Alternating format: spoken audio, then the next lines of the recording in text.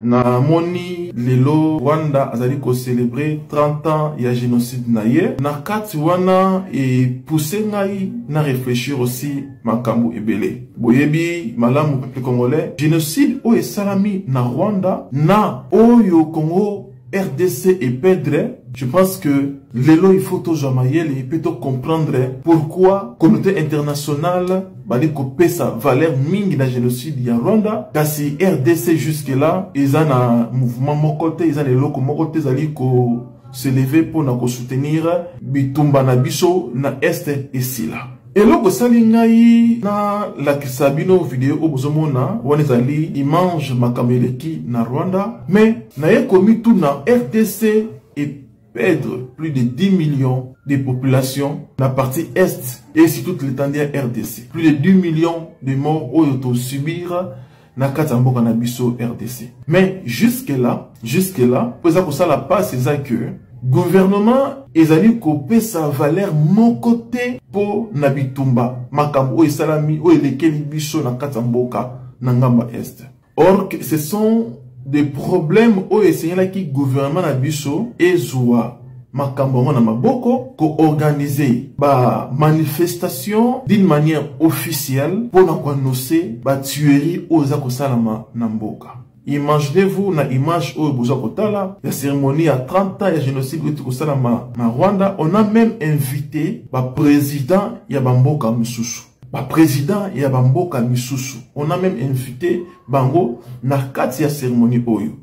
En ce moment sur scène, on peut voir d'anciens présidents, le président américain, l'ancien président américain Bill Clinton, l'ancien président français Nicolas Sarkozy, le président du Conseil européen Charles Michel et aussi, et c'est peut-être notable, le président actuel Félix Tshisekedi, le président de la République démocratique du Congo.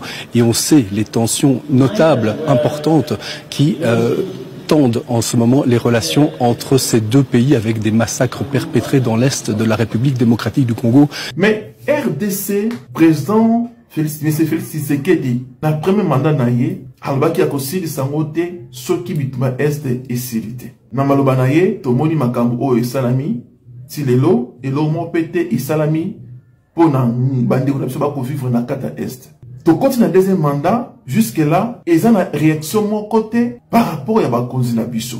Population basali ba marche. Population basali ba émission ba réclamation par-ci par-là. Mais na part ya gouvernement, to moni ba action ya makasi au ko sala que monde entier va reconnaître pas si aux les na kati ya Congo, pe hémorragie o ezala arrêter, tout ce que mona ba action moko makasité na pas ya gouvernement. Tout ça comme on a ba politicien baza ko sala ba meeting pour na ba intérêt na bango moko personnel pe ba parti politique na bango. Toi comme on a gouvernement ils a ko soutenir les individus pour la activité aux alliés liés pour la soutenir le pouvoir en place. Mais quand est-ce que tout comme on a gouvernement ko organiser ba grand forum pour la situation ya Est ya Congo, ko inviter même ba autorité ya bana mboka na ko participer na forum pour réfléchir sur la situation ya RDC.